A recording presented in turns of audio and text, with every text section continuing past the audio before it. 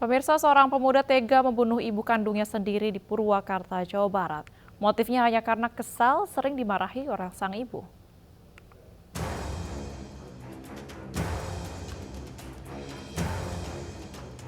Karena tidak bisa menahan emosi, Teddy Setiawan harus ditangkap polisi.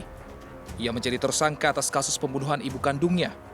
Aksi sadisnya dilakukan di rumahnya di Desa Gunung Hejo, Kecamatan Darangdan, Purwakarta, Jawa Barat.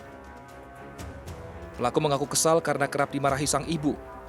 Emosinya pun memuncak hingga tega membunuh ibu kandungnya sendiri saat berbaring di sofa ruang tamu. Kan 5 saudara.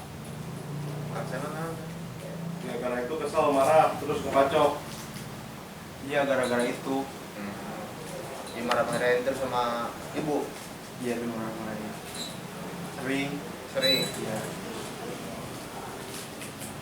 Emang direncanain. Oh, sudah direncanakan. Atas kejadian ini polisi pun melakukan olah tempat kejadian perkara. Dari hasil olah TKP, korban mengalami luka terbuka di bagian leher belakang akibat sabetan golok daging. Polisi mengamankan sejumlah barang bukti, yakni golok, jaket, dan juga barang lainnya. Polisi masih mendalami motif pelaku, sementara informasi dari warga, pelaku tega menghabisi nyawa ibunya karena sebelumnya diomeli. Namun warga tidak mengetahui pasti apa yang terjadi karena saat kejadian, di rumah hanya ada pelaku dengan korban. Dari hasil pemeriksaan, polisi menduga pelaku menderita gangguan jiwa. Polisi pun membutuhkan penyelidikan lanjutan untuk memastikan kondisi pelaku. Guna memastikan hal ini, polisi akan menerima kondisi kejiwaan pelaku oleh tim ahli. Kemudian juga pelaku mengakui bahwa dia yang melakukan pembunuhan terhadap ibunya. Kemudian si pelaku langsung kita bawa ke Polres Purwakarta. Jadi penanganan perkaranya ditarik ke Polres Purwakarta. Untuk motif pelaku sendiri? Motif sementara menurut keterangan pelaku bahwa dia marah atau jengkel kepada ibunya karena sering dimarahi. Jika terbukti pelaku dalam kondisi sehat, maka pelaku bisa terancam dengan pasal 338 KUH Pidana dengan ancaman hukuman 15 tahun penjara. Namun jika mengalami gangguan jiwa, pelaku akan dibebaskan dari jerat hukum dan dikirim ke rumah sakit jiwa untuk proses lebih lanjut.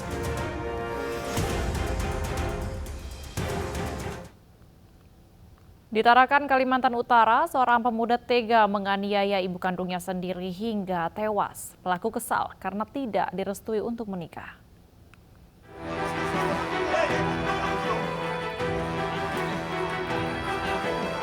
Pria berusia 35 tahun ini digiring warga Kelurahan Juwata Laut, Tarakan Utara, Kalimantan Utara. Pria berinisial MS ditangkap warga untuk diserahkan ke polisi. Pelaku ditangkap karena menikam ibu kandungnya dengan sebilah pisau hingga tewas.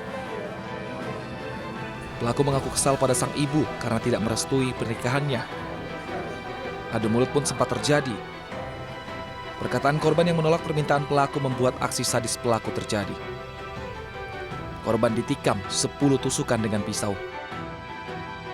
Setelah kami lakukan pendalaman lebih lanjut kepada tersangka dan juga saksi-saksi, kita dapatkan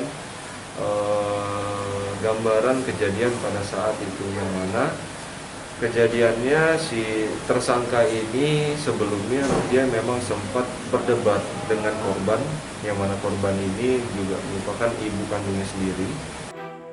Polisi sudah menetapkan pelaku menjadi tersangka dan ditahan di Polres Tarakan. Pemeriksaan juga dilakukan karena ada dugaan pelaku mengalami gangguan jiwa.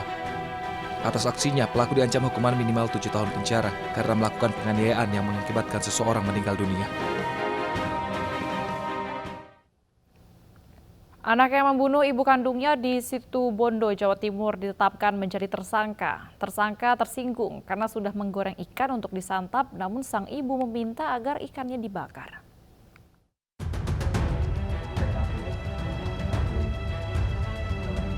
Sahwani, 44 tahun pelaku pembunuhan ibu kandung, ditetapkan menjadi tersangka oleh Polres Situbondo, Jawa Timur. Dari hasil penyidikan, motif pembunuhan disebabkan tersinggung dan emosi karena hal sepele soal makanan. Korban meminta ikan laut untuk dibakar, namun oleh tersangka justru digoreng.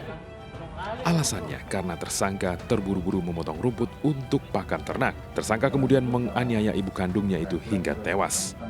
Meskipun menunggu hasil tes kejiwaan psikiater, tersangka dijerat Undang-Undang Penghapusan KDRT dan pasal pembunuhan dengan ancaman hukuman 15 tahun penjara.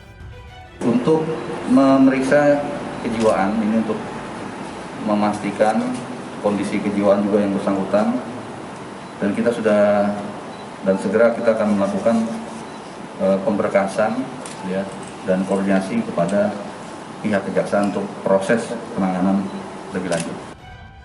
Pembunuhan ini terungkap dari hasil penyelidikan polisi yang curiga menemukan luka penganiayaan pada jasad korban. Awalnya korban diduga dirampok lantaran uang 4 juta rupiah di laci raib. Sebelumnya, ibu rumah tangga bernama Fatimah alias Riani ditemukan tewas di dapur rumahnya di Dusun Beringin, Desa Jangkar, Situbondo. Ditemukan luka di kepala dan bekas cekikan di lehernya.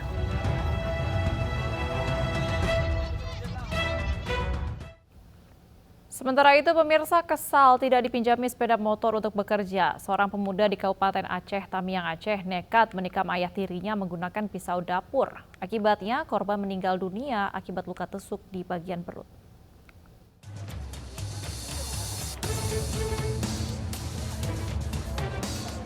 Sebuah rumah di wilayah Aceh, Tamiang, Aceh ini mendadak ramai didatangi warga yang ingin bertakziah. Pasalnya rumah ini jadi saksi bisu di mana Anwar Sadat meregang nyawa di tangan anak tirinya R 23 tahun menggunakan senjata tajam.